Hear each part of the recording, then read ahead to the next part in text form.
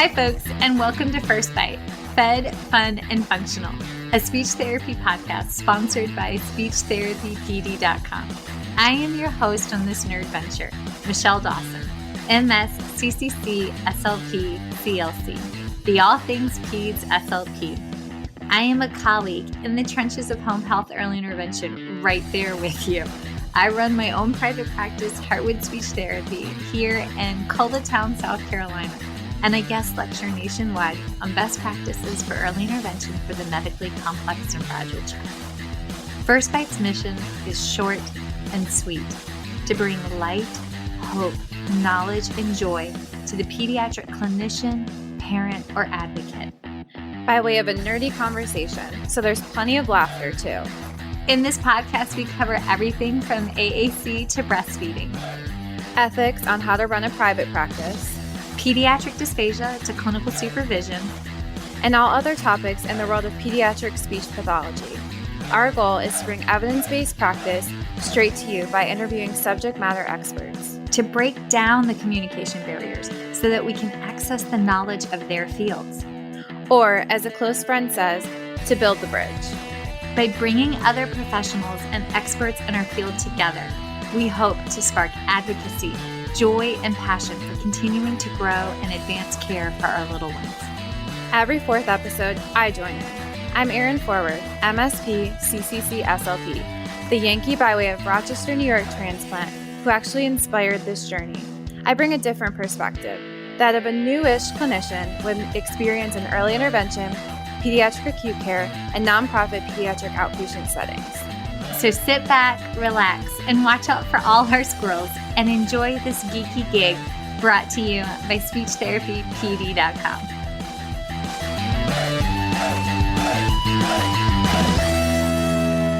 Hey, this is Michelle Dawson, and I need to update my disclosure statements. So my non-financial disclosures.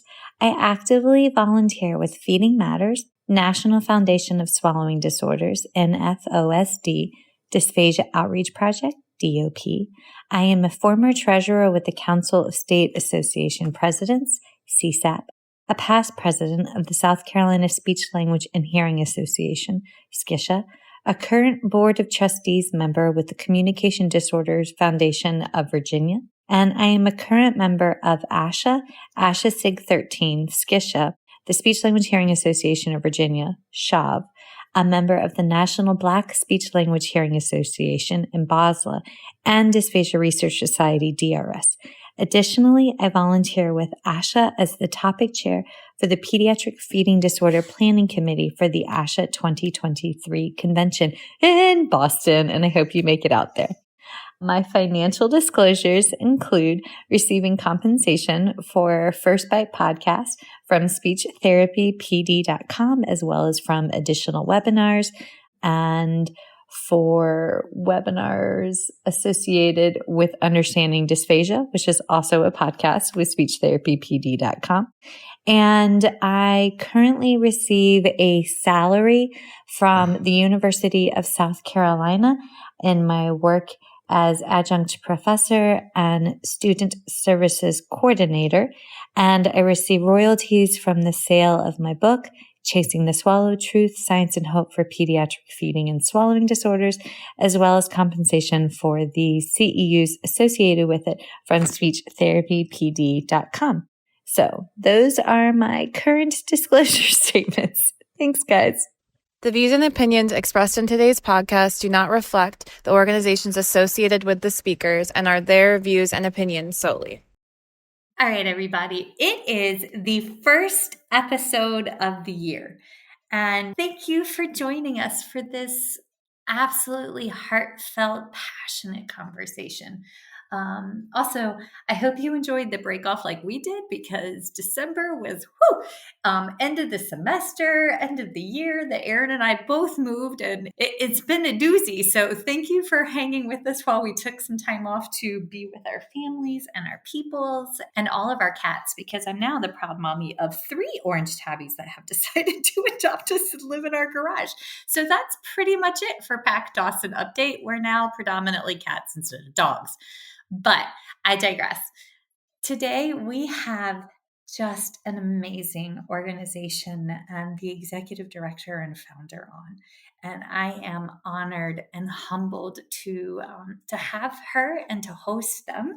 So please allow me to introduce Ms. April Helper, a licensed professional counselor. I told her, I was like, don't worry, I can remember the 3 words, but my ADHD brain did not make it that far. But she's a licensed professional counselor, as well as the executive director of none other than the Adagio House, which it is an amazing organization located in Harrisonburg, Virginia, that supports neurodiverse individuals and their caregivers. And April, thank you so much for coming on. Hi. Well, thanks so much for having me, Michelle. It's great to be here. Well, okay. A little bit about First Bite. We support our patients, our clients, our tiny humans from NICU all the way kind of up until like that middle school, high school range. And most of our listeners are practicing speech language pathologists, but we also have a lot of caregivers that tune in, as well as interprofessional colleagues such as OTs. We've had other counselors, other social workers on, and we kind of go all over the place. But I love to hear everyone's backstory. So, can you give us your backstory, your training, your schooling, and then how that led to create the Adagio House? Absolutely. So when I was actually in 7th grade, I got a brochure in the back of our church. There was this flyer for a Master of Arts in Counseling program that was starting up. And I was like, I'm going to do that. Like, I just felt very sure that this was what I was supposed to do. It was kind of random for a 13-year-old to just be so sure about something like that. But there we go. And it started me on a trajectory. I ended up finding one of very few places in the US that would do an undergrad in counseling. Usually you get an undergrad in psychology or sociology or social work, and then move on to a master's. So I got my undergrad degree in counseling, and then sort of did a sidebar as a youth pastor for a while, and then as a pastor of care and counsel, just because I love human beings and I love knowing how I can serve and how I might be able to help families to move through all kinds of things. And then eventually went back, got my master's at the place where I thought I would when I was in 7th grade, which is Eastern Mennonite University here in Harrisonburg. And it took me a while. I started, and about 2 weeks into the semester, I found out that I was going to have my second child. And right. My first pregnancy, I ended up on bed rest, and I was told by doctors at the time that the same thing that had happened the first time around was likely to happen with every child. And so I was expecting that this probably was not going to be a smooth ride and probably not a super great time to do my master's degree. So I dropped back to half-time. My finals week that spring in April, I actually had my newborn with me, and one of my professors walked up and down the hall carrying my newborn boy and bouncing him while I took my exam. It was pretty amazing. And yeah, pretty amazing professor as well. So, but that experience was really the thing that started to put Adagio House in my mind. When I had my first child, she was like not just meeting milestones, she was ahead of milestones, and we just like automatically bonded and connected. And I felt so confident in my ability as a mama, in just kind of knowing what she needed and being able to meet those needs. And then the night in the hospital that my son was born kicked it off with a really different experience. He struggled to nurse. I couldn't calm him. He just kept crying, and, the nurses would come in and check on me, and I would be so upset because I couldn't soothe him and I didn't know what was wrong. And they assured me, that sometimes they're just fussy babies, But, when you're holding a newborn and they kind of snuggle into you, he didn't do that. He was kind of floppy, and I felt like I couldn't even hold him well.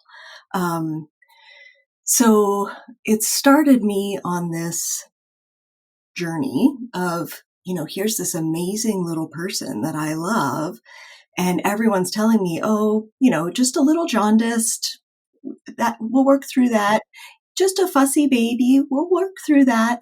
And there's something in me going, I think there's something else going on.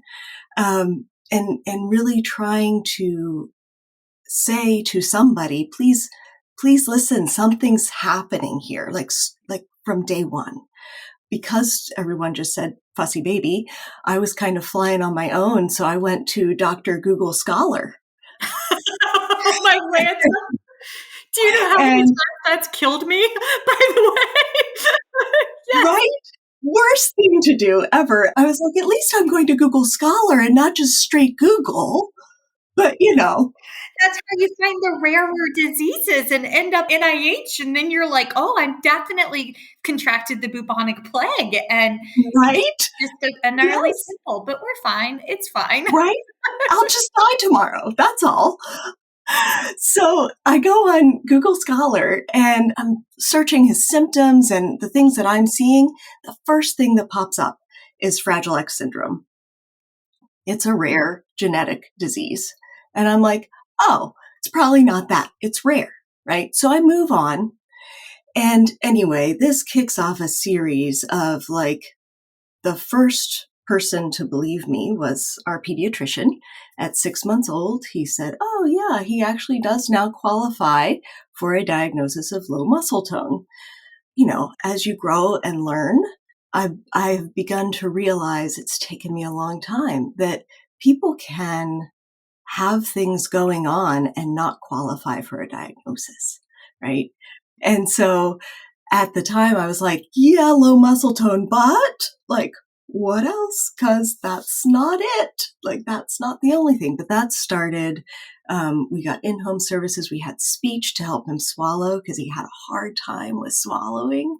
And we had an OT come in to help. He had serious aversions to putting his feet on the carpet and on grass and on sand and on, many, many things.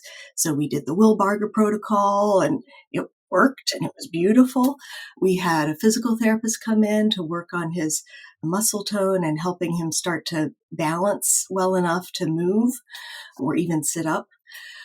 And when he was 3, he got another diagnosis. And when he was 5, he got another diagnosis. It wasn't until he was 10 years old that he had to go in for some dental work that he needed anesthesia for. And we got a blood draw. And guess what? The blood draw confirmed Fragile X syndrome. So all those years was the very first thing that popped up on my computer screen. And all those years of me questioning myself, my ability as a mom, people were telling me, oh, April, you're just paranoid, all of these things that made me feel so alone and not supported. And maybe I lost a lot of trust in myself during that time, right? Because there was this instinct in me that had been so clear with my daughter and had led me in ways that felt true and good.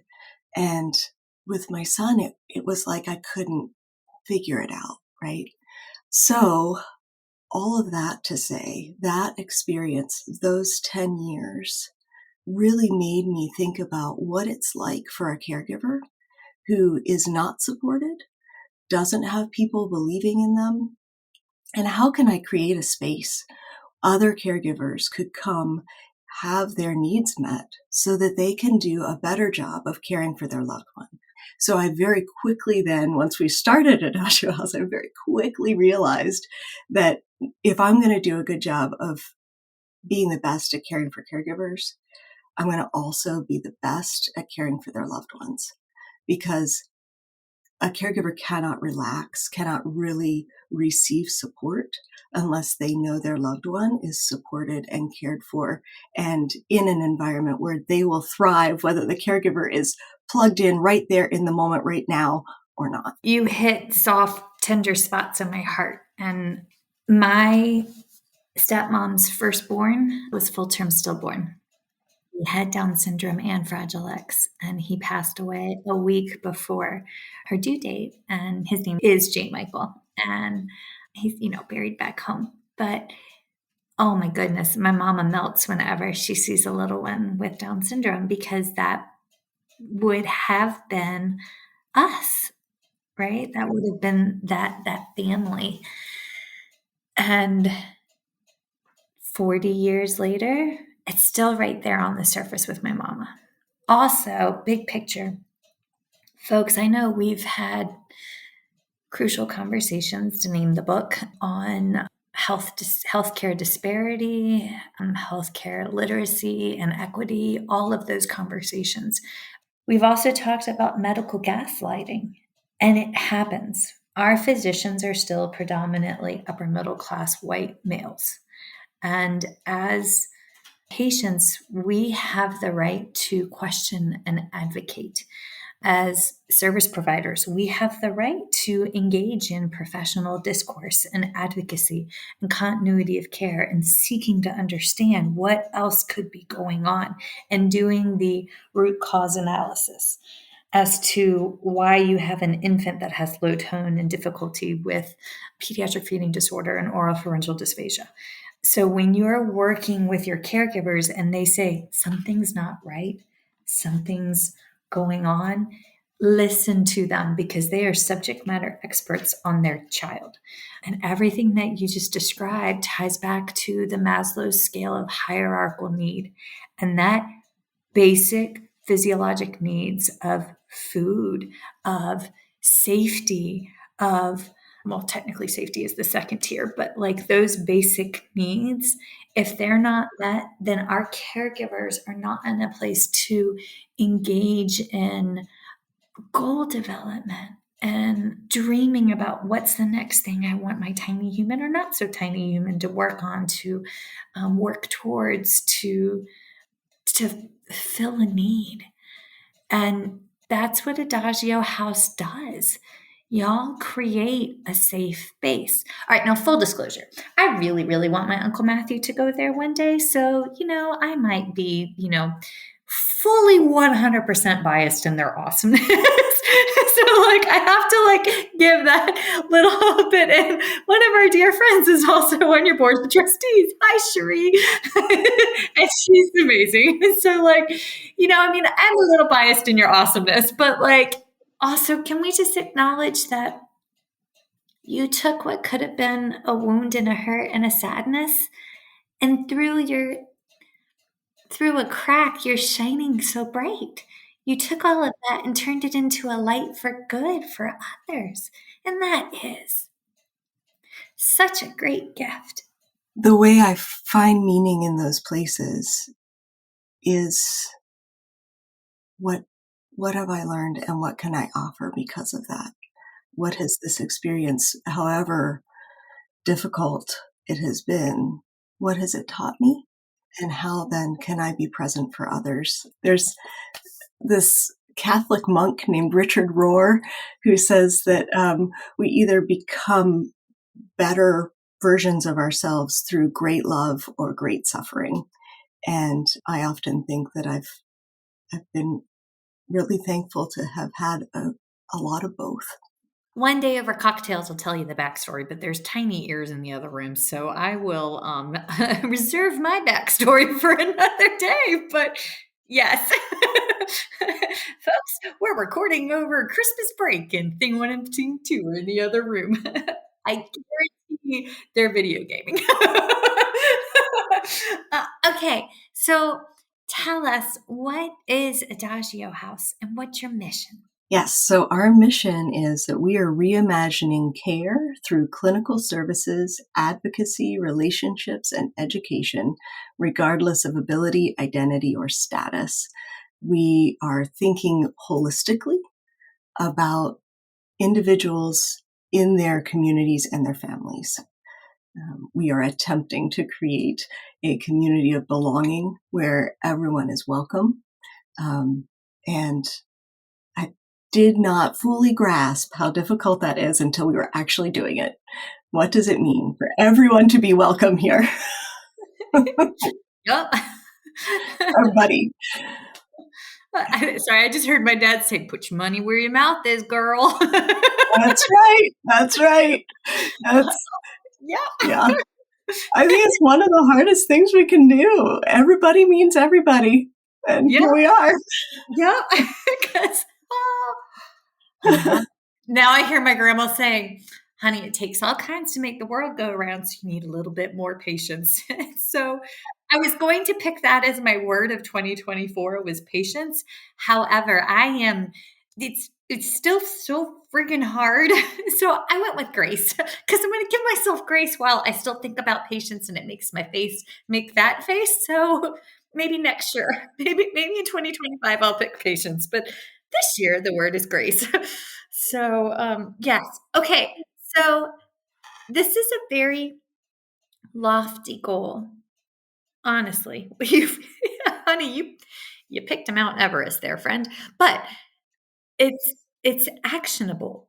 And again, full disclosure, folks, our clinic is partnering with them to support making this work. So, folks, if you are in the position that you're a clinical educator or if you are a director of a clinic at your university, there's ways that you can partner with these organizations or something similar to teach your students how to work with a population that's often underserved, overlooked. Everybody thinks about children. We don't often think about what happens when the children get into middle school or high school or are young adults or are adults with differences, disabilities, neurodiversity. I like how my cuckoo clock kicked in right when I said neurodiversity. Like it left my cuckoo clock. She's about 150, 160 years old and working again. So it's wonderful, except now I know why my grandparents let it go unworking. I made myself sad. But you're truly creating something that supports individuals through interprofessional practice. So can you talk about like the different partners and how they're collaborating? Absolutely. So one of our big goals is for us to be able to have an eye on every human being that comes in here in as holistic a way as we possibly can. So currently in our agency, we offer psychotherapy, we offer life coaching, and we just hired an OT again. So I'm really excited to have an OT back on our team. I think the intersectionality of sensory needs and emotional needs is huge. And we need to be developing better partnerships between psychotherapists and occupational therapists to be able to really address the needs that come up in neurodiversity and not to fix people, not to change people, but to support them in being able to meet sensory and emotional needs because there's so much overlap. Can I ask a question? Yeah. When you say a psychotherapist, I don't really know what that is. Oh, yes. So that is just a distinguishing way to talk about therapy that is counseling versus therapy that is occupational or speech. I use the word psychotherapist because when I think about counseling, I think more about what I would probably put in the category of coaching, which would be helping someone to like work through a specific problem, a transition, to support them in their growing. And when I think about psychotherapy, I think more about depth work and what are those deep needs within me, whoever I am, that maybe stem from my childhood or maybe stem from something that happened to me many years ago when I was a young adult. And how can we bring healing? So I think about psychotherapy as a healing thing. And I think about counseling as a growth, supportive, transitional kind of thing. My girlfriend, Erin, is going to love you. Her undergrad is in psychology from Pitt. And then she went on to be an SLP, but her focus is on trauma-informed care, but from the perspective of how do we help on that healing journey. And getting back to the healing part, like when you're a feeding therapist, a huge component is of the 4 components of the pediatric feeding disorder. One of them is the psychosocial piece, but it's like, how do we help them on that healing with that component? So yes. And that's actually one of the huge reasons why I'm so excited about partnering with your clinic, because I think that when we can look at an individual and say, it's not just about helping them to eat, that's super important, but like, it's about healing the pain that has happened because something that is so fundamental has been so hard, right? And no matter how old that person is, whether it's a tiny person, or whether it's someone who's, 75 and had a stroke and had been eating well all their life, and all of a sudden they're having a hard time with swallowing now, right? There's pain attached to that. And there's pain that exists in our families for not being able to participate in something that is so communal and so driven by a sense of belonging. And so I'm super excited about developing that partnership, because I think that speech is another huge component of looking at human beings in a rounded way. And I also think that, like, we have a social worker on staff here. I think that looking at the community supports that people can access in addition to their family, how can families access other organizations that help support them through whatever they might be going through? You talk about a social worker, and I'll be honest. A lot of times when clinicians are in graduate school and they're student clinicians, or when they are first out in the world, they have very limited exposure or experience in either interprofessional education or interprofessional practice with social workers. I had 0 training on it when I came through undergrad and grad school many, many moons ago. And my first experience with social work was contacting DSS. So I had this in my mind's eye that social work was the bad guys that come and take families apart, but they're taking the family apart for the safety of someone who's at risk, right? That was my limited experience. And over time, it kind of morphed.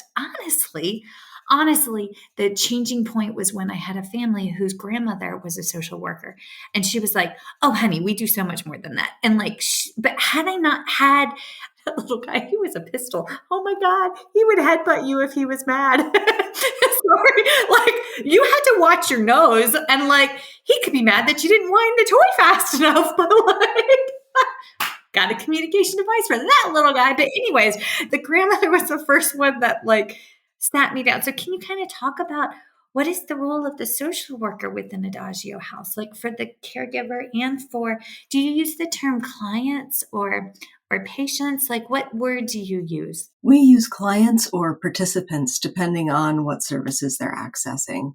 Right now, our social worker is primarily doing outpatient therapy, which is great. I know they did outpatient therapy. Yeah. So someone who just has a bachelor's in social work couldn't do outpatient therapy at Adagio House. But once you have an MSW, then you're working toward, so a master's in social work, then you're working toward an LCSW in Virginia, which is a licensed clinical social worker. And a licensed clinical social worker would do outpatient therapy, just like a licensed professional counselor like myself would do. So that's her primary role right now. We're hoping to develop this interdisciplinary assessment team in which she would help families to connect with other community organizations, services in Adagio House and services outside Adagio House, whether here in town or online, international, whatever, that would support them. So when I think about social work, in contrast to licensed professional counselor, social workers really tend to focus on that network of people, that net that is supporting the family and helping them to heal, make progress, meet their goals, whatever that might look like. So the social worker might be the one that connects this client with a speech therapist, right? Like, I think you really could use speech. In my head, I got all excited. Like they go up the Maslow scale of need, like helping them hit the next attainable goal so they feel safe, so they're ready for the next step. Feel safe and they're ready. Oh, I love that. Okay. This is rather lofty. You have an amazing team, but now at Adagio House, what ages are y'all supporting? So we're actually supporting any age that we possibly can. Our youngest client, I think, has been 18 months old, and we've seen that client with the family so that it's a family therapy session, but we have to have an identified client in the mix for insurance reasons. Sometimes we have some challenges billing Medicare, but when we can bill Medicare, our oldest has been 76 or 77. So we're across the lifespan, and we're hoping to develop out Medicare billing is going to get better in the new year, which is really exciting. And so we're hoping to really build out our work with the older population, both people with disabilities and their caregivers. I think about aging parents. I think about siblings. I think about spouses. Another spouse has had some kind of injury or accident or health emergency, and they've become a caregiver for their husband or wife. Okay. So, y'all, one of the reasons why April and I wanted to have this conversation was Adagio House is unique and local to Harrisonburg, Virginia, because this is, lack of a better phrase, this is what, your fifth baby? I think you told me the other day you have 4 children altogether. So this is what, That's number right. 5? Yes. So That's right. this is your 5th baby. Growing pains, birthing pains. I've had a few projects that felt like a 3rd and 4th child, and I'm like, well, I get it. Especially the stress eating. Man, jalapeno chips and all get along. Like, that's my thing when I am stress eating, but they're not so forgiving on the baseline. Delicious going down, but I really like jalapeno kettle chips. Okay, so moving on. But this model can be replicated out to provide services. So that's kind of why we're also doing this, because we're hoping that you take this and you're like, yes, I want to create a center that's interprofessional practice, and we're looking at providing services holistically and yada. So I have a couple of questions. One, what type of programs are there within Adagio House that clients or participants can come in and receive? And then 2, the life coaching and the life skills. That one I really find intriguing, because as a profession, we were taught executive functioning skills. And being neurodiverse and having a fair bit of the ADD, ADHD myself, it always left a sour taste in my mouth, the term, because my brain works different. But when we focus on executive functioning or dysfunction, it has the connotation that there's one right way to have and execute executive functioning skills versus we just might need different approaches. So that was 2 very, very different questions. But can we take it back to the first one? Like what programs? Yeah, absolutely. So right now, for our clinical services, which are those that I mentioned, we also offer respite, which comes in the form of individual and group respite. So if a caregiver has a loved one that just they need to go get groceries and their loved one does not do well in the grocery store, whether it's the lighting or the busyness or just all the things, whatever it might be, they could just drop their loved one off at Adagio House. I think we say 48 hours advance notice. I think that's the current. So we need a little bit of advance notice, but they can just drop their person off and they can go get their groceries and come back. We're developing out different classes that could go with respite. So in January, we're actually opening a community center, which we're super excited about, that will house all of our respite services. So we're going to have a cooking class, and we're going to do a card making class, and we're going to do a knitting class, and a painting class, and a yoga class, and a Pilates class, creative writing, and a book club, and just make the the respite offerings much more interesting for the individuals coming and serving different groups. So the book club, I'm thinking specifically about college-age students who might be neurodiverse, and they maybe want to connect with their peers and talk about books on social justice or disability rights or just a great novel, whatever that might look like. So we're really trying to enrich our respite services through the community center and those offerings there. We're also trying to build out our advocacy more. I feel so strongly that we live with so many broken systems and systems that are not serving those who need them most well. I think that there are many, many, many very good-hearted, big-hearted people who are attempting to make those systems work. And I think what we need is advocacy for ways we can make our systems better. Sometimes I think we just need to burn them all to the ground and start afresh. But,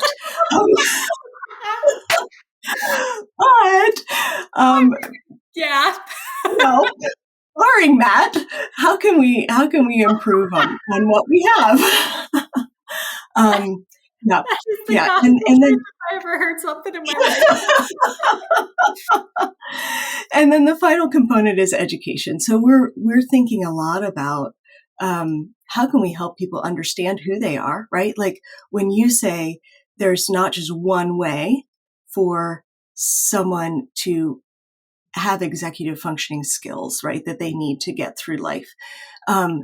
Helping people to understand that's really true, right? Like we do not have to come in here and say, you must do things in this way in order to be successful. No, that's not actually the way life is. There are so many ways for people to have meaningful, fulfilling lives. And we need to educate individuals who are experiencing the differences to say, there's nothing wrong with you. You need different supports. And you're just beautiful exactly as you are. And when you get the support that you need, it's all good, right? There's nothing to be fixed about who you fundamentally are as a human being. Can I give the suggestion that you add in a course on educating the educators? Yes. So that's actually one of my passions is I dance around a little bit. Happy, like she stimmed. I saw it.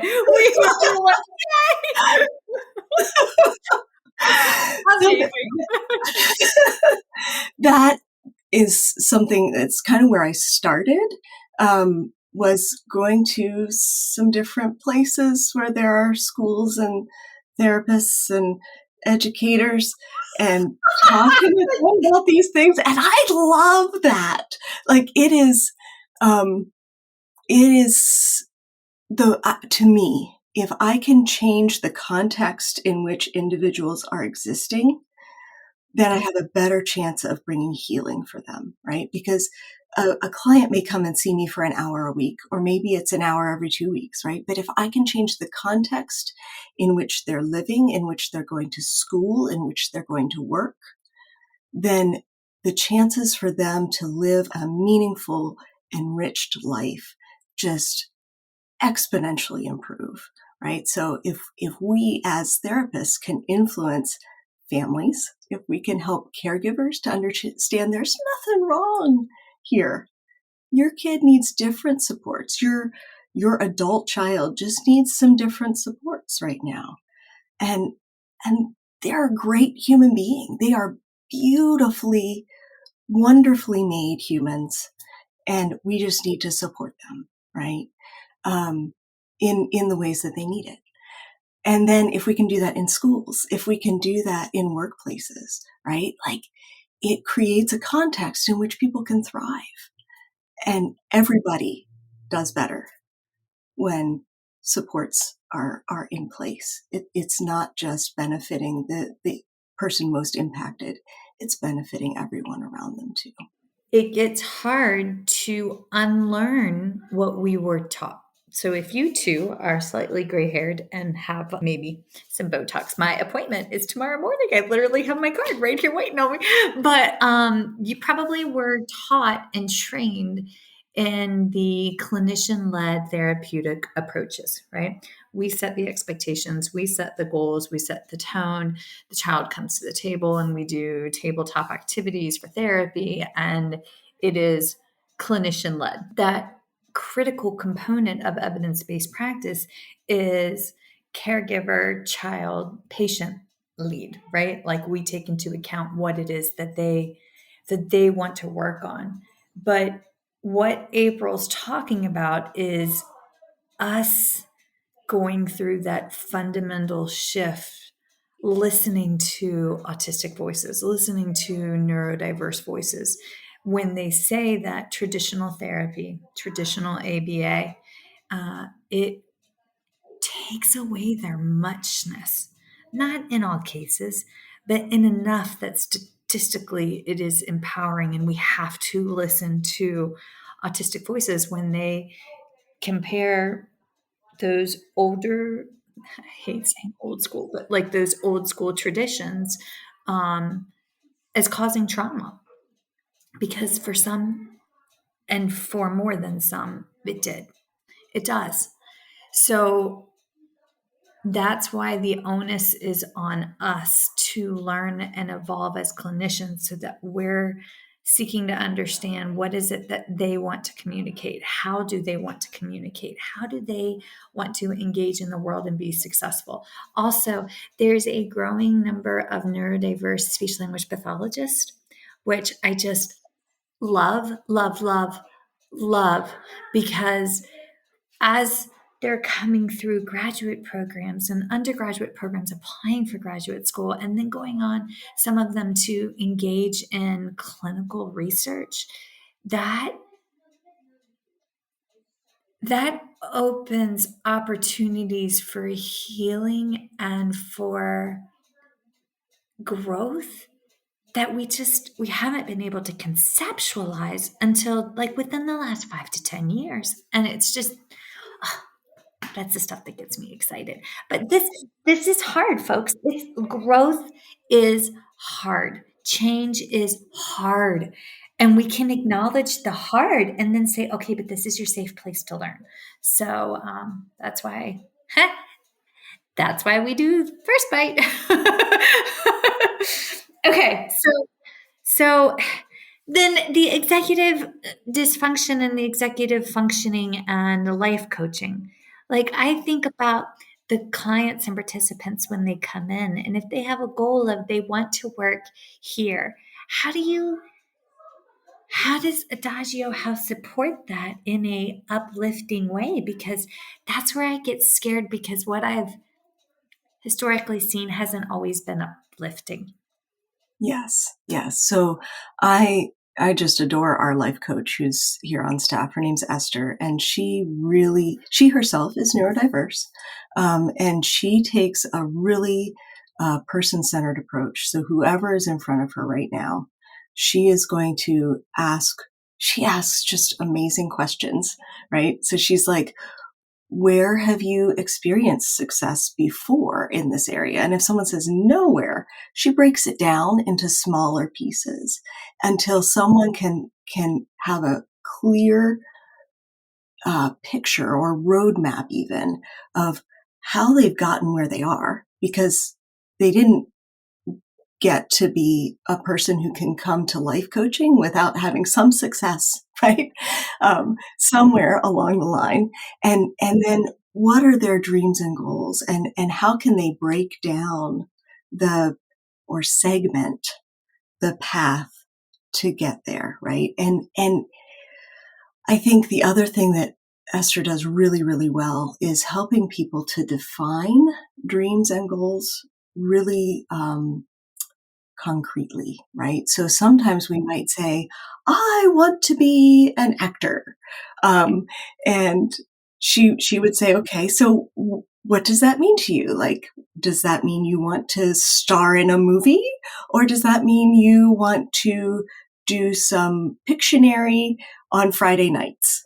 And or charades or what, like, what does that dream mean for you? And why? Like, why do you want that? What's important about that? Because it may be that we have in our heads this idea of something that really won't actually work for us. It won't actually be the thing that provides meaning and fulfillment in our lives. But when we get to the nitty-gritty of, I really enjoy making people laugh, right? So maybe it's not that I want to be in a funny movie on a big screen. I want to make the people around me happy. I want to make people laugh. And I can do that in so many ways, not just being an actor, right? So she really helps people to pull things apart, which I really appreciate about her. And she's also really gifted at seeing that there is not just one way to get to a thing. We can go all different directions and get to the place that there's meaning and fulfillment. You said charades, and I giggle, snorted, laughed because my oldest is neurodiverse. Well, both of them are, but and bless his little hearts, we would do charades to like help him stretch and grow that creativity. Also, it's fun, and he would inevitably draw the kids because we played the kids version. He would always get rock, and his rock was he would just curl up in a ball on the ground and wouldn't move for the whole minute. Are you a circle? Are we a sphere? Like, what's happening? Are you dead? I don't know, Mommy. Like, it was rock. So like, whatever. So, and there's only so many deck cards in the deck, and inevitably Yeah. he would always. It's like when I'm cooking, my husband will always find the bay leaf.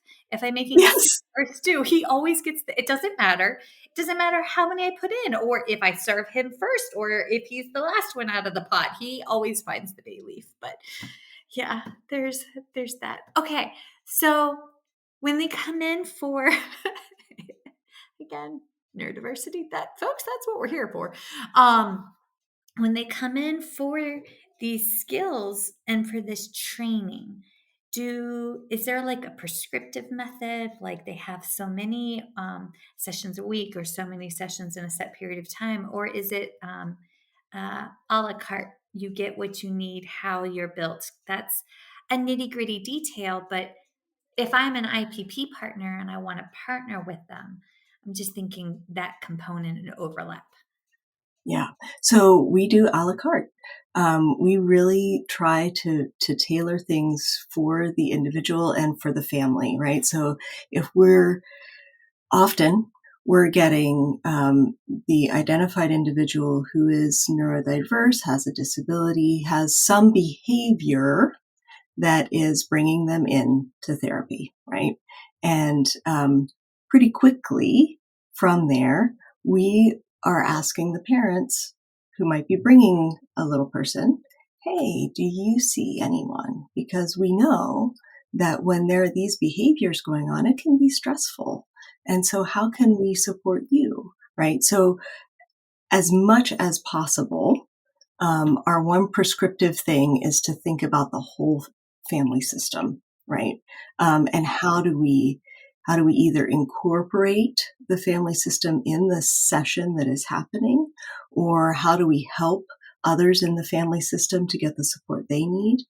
And how do we help everyone in the system to understand one another and take care of one another and support one another? So that's our only prescriptive thing.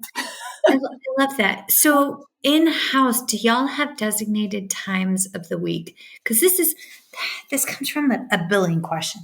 Having run my own private practice several moons ago, Heartwood Speech Therapy, I had a field day doing it. It was speech and speech only, right? It was me, myself, and I. But I would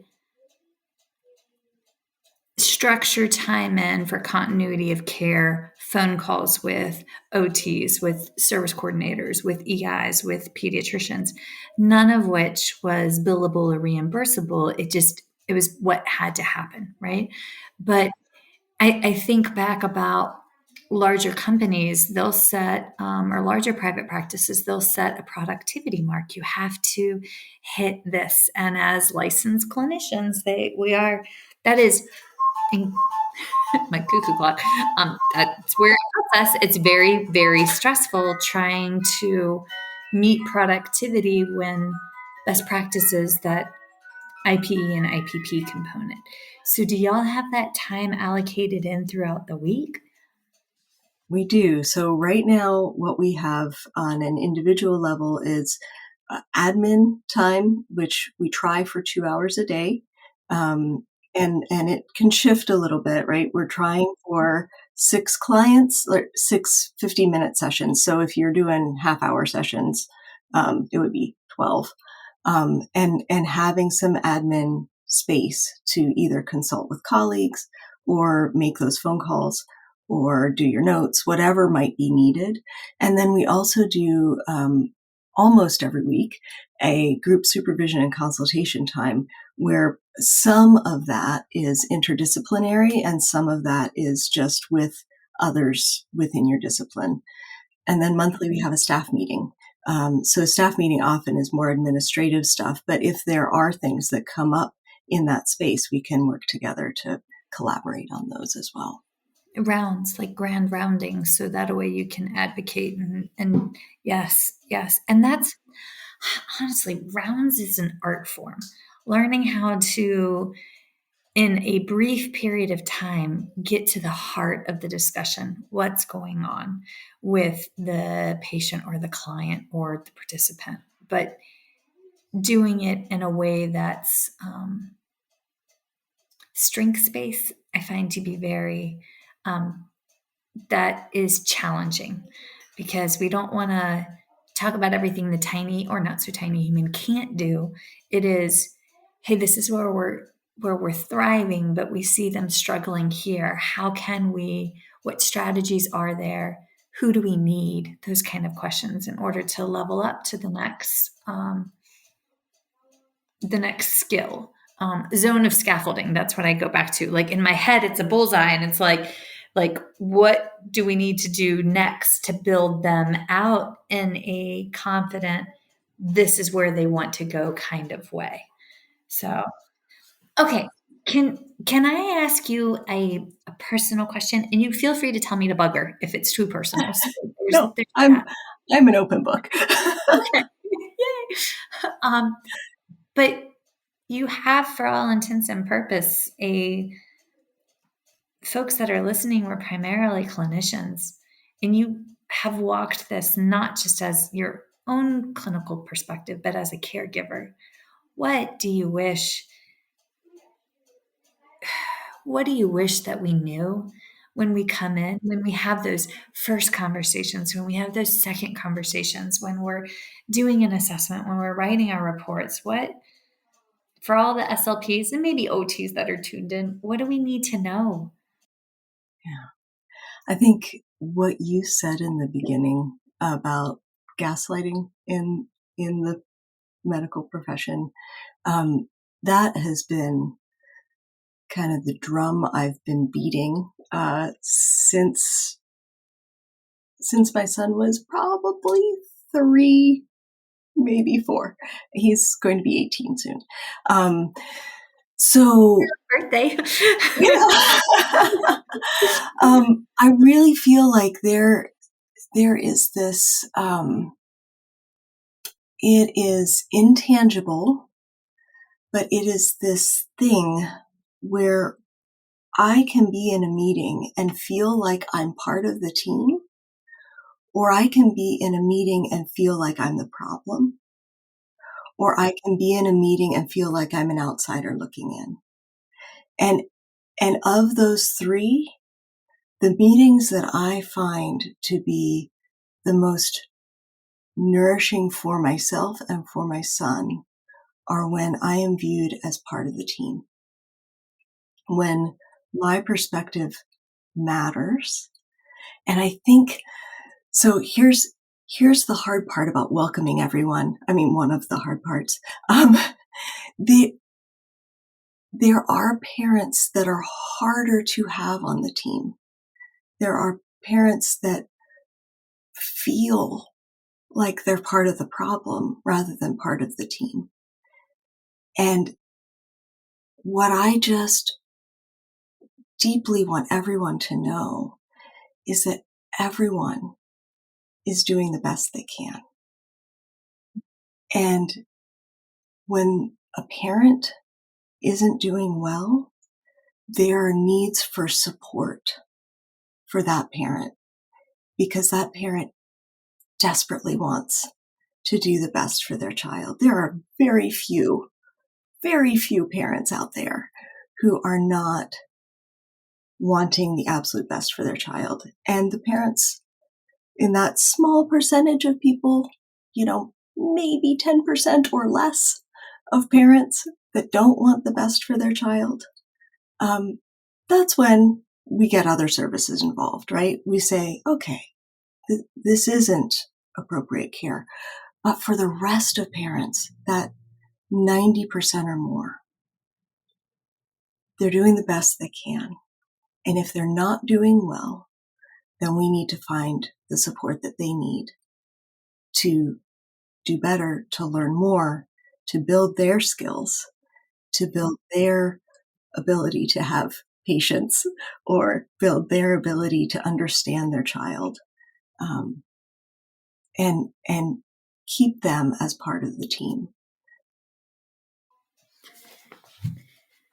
Folks, as she's talking, I think back over the course of my clinical career. And when I first started out, I remember being told we had to write a goal for every deficit identified on a standardized instrument, right? So you might end up writing 15 goals based upon one standardized assessment, which we are all intimately aware of the inherent racial and economic bias that fall into those standardized assessments. It's predicated on upper middle class white males, predominantly from the Northeast.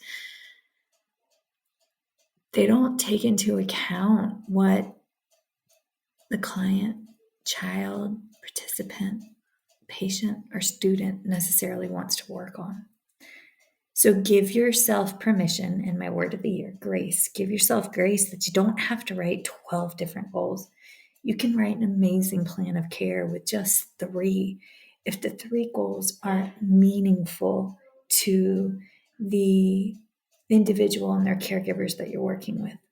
Also, our therapeutic presence. Are we taking care of ourselves when we are called to serve and help heal? Because there are seasons in your life where life can be hard. You could be going through hell and back right now in your personal world. And, sorry, my son just achieved points on his game and my computer notified me. Yay! Edit it out. But there are seasons in your life when it can be hard, and that's okay. But that's when we have to critically assess, are we addressing our fundamental needs? Because if we ourselves have slipped on our Maslow scale, if we ourselves are struggling, then it impacts the care that we deliver. And we can give ourselves grace for that. One of my girlfriends, Megan Brannon, made a post the other day. If you have 40% today and you give 100%, if you give all of that 40%, you're given 100% of yourself, which is, she's actually a licensed social worker, because of course she is. Megan's been on here. She's wonderful. She talks about ACEs, adverse childhood events, and those yes.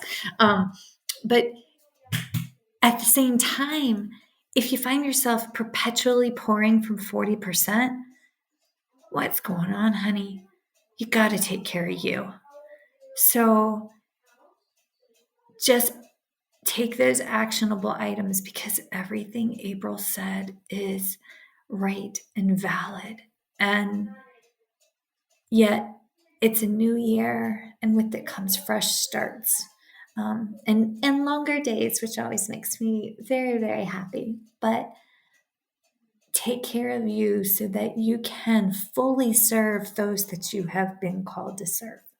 So, big thoughts. We are nearing the end of our time.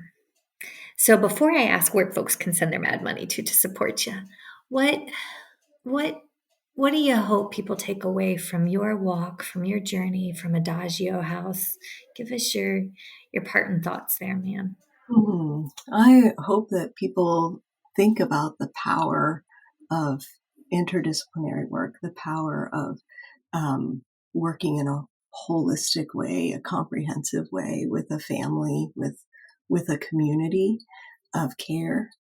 And maybe we could all just burn down the systems together and start over. Maybe that's another takeaway. And I will bring the matches. I think that's right. Yeah. Oh, yeah. I just feel like there's always this tension between existing within the established systems, because we can bill insurance and we can get reimbursement. If sometimes we have to bill a second time because we're automatically denied a claim. Like there are things versus standing outside the systems and saying, this is actually the care that the human being in front of me needs, and it's not reimbursable. And so how can we provide that kind of care? How can we work with the family? How can we work with the community? How can we work with this person? And how can I find the community I need? Because sometimes taking care of me isn't enough. I need someone else to take care of me too.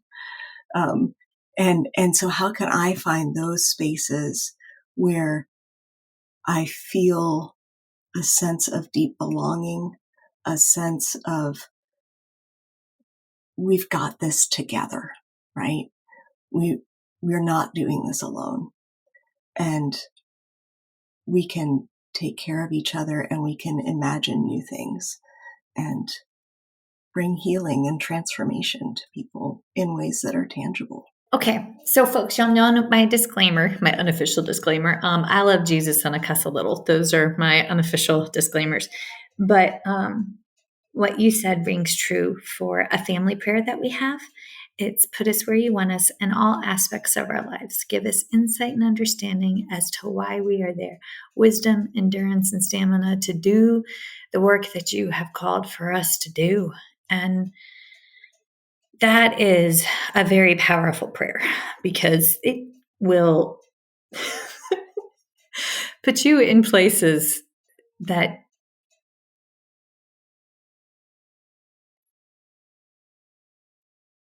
grateful that the universe has conspired to bring us together. So me too. Cherie, with a very, very full heart, thank you for introducing us to this beautiful woman. And thank you. So, all right, if folks want to donate a little bit of their love money or a little bit of their mad money, as my grandma would say, where can they and how can they support Adagio House? Well, we would be super grateful. On our website, adagiohouse.org. So it's ADAGIOHOUSE. And every time I spell that out, I think of the Mickey Mouse song, because it's just exactly the same number of letters as MICKEYMOUSE. So it's adagiohouse.org. ORG. And we have a donate button on our website. That's the easiest way to give.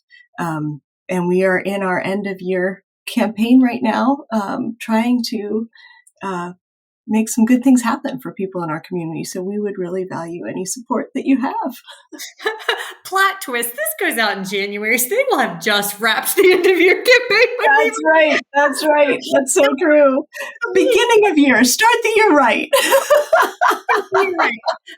You too will have recovered from your holiday spending spree, but this is a good place to spend your money. So, just here, there it is. But that's also, right. the really prettiest holiday card or newsletter, because I got mine in the mail. So, oh, yay. Okay, so also y'all have social media, correct? Yes, we do. You can follow us on Facebook or Instagram or LinkedIn. We don't do TikTok yet. We keep aspiring to that, but I can't quite wrap my little 44-year-old brain around it. It's okay. My 40-year-old brain still calls it the tick of the talk, and I cannot. Although I do truly enjoy looking at the Tick of the Talk's home renovation reels. Ooh, yes. They're wonderful and very expensive to watch because I'm like, oh, I could do that. And I could do that. But like, I'm going to be cut off from Lowe's. So no. Right. Okay. Yeah. April, thank you so much for coming on. Folks. Thank you, Michelle. Yes. Folks, check us out on First Bite on Instagram, Facebook, not on the Tick of the Talk. Good Lord help us. Aaron might pull me there yet. And be sure to check out our new project, the First Bite Boutique, which is the brainchild and passion project of Aaron. And it is our boutique has set up t-shirts and sweatshirts for a purpose to raise awareness about neurodiversity affirming care themes and quotes that we have expounded upon here on First Bite in the book Chasing the Swallow. And our goal is to use part of the profits to create scholarships for colleagues and for students to attend some of our favorite conferences so that they can grow their evidence-based triangle. So just like with all of our First Bite episodes where we want to expedite research to practice and pour back, the boutique's goal is the same. So take a peek at the First Bite Boutique. Aaron, woman, we did it. You did it. Yay! Okay, thanks everybody. April, thank you. Thank you. Thank you for joining us for today's course. To complete the course, you must log into your account and complete the quiz and the survey. If you have indicated that you are part of the ASHA registry and entered both your ASHA number and a complete mailing address in your account profile prior to course completion, we will submit earned CEUs to ASHA. Please allow 1 to 2 months from the completion date for your CEUs to reflect on your ASHA transcript. Please note that if this information is missing, we cannot submit to ASHA on your behalf. Thanks again for joining us. We hope to see you next time. Feeding Matters guides system-wide changes by uniting caregivers, professionals, and community partners under the Pediatric Feeding Disorder Alliance. So what is this alliance? The Alliance is an open access collaborative community focused on achieving strategic goals within 3 focus areas: education, advocacy, and research. So who is the Alliance? It's you. The Alliance is open to any person passionate about improving care for children with a pediatric feeding disorder. To date, 187 professionals, caregivers, and partners have joined the Alliance. You can join today by visiting the Feeding Matters website at www.feedingmatters.org. Click on PFD Alliance tab and sign up today. Change is possible when we work together. That's a wrap, folks. Once again, thank you for listening to First Bite, fed, fun, and functional. I'm your humble but yet sassy host, Michelle Dawson, the All Things Peds SLP. This podcast is part of a course offered for continuing education through speechtherapypd.com. Please check out the website if you'd like to learn more about CEU opportunities for this episode, as well as the ones that are archived. And as always, remember, feed your mind, feed your soul, be kind, and feed those babies.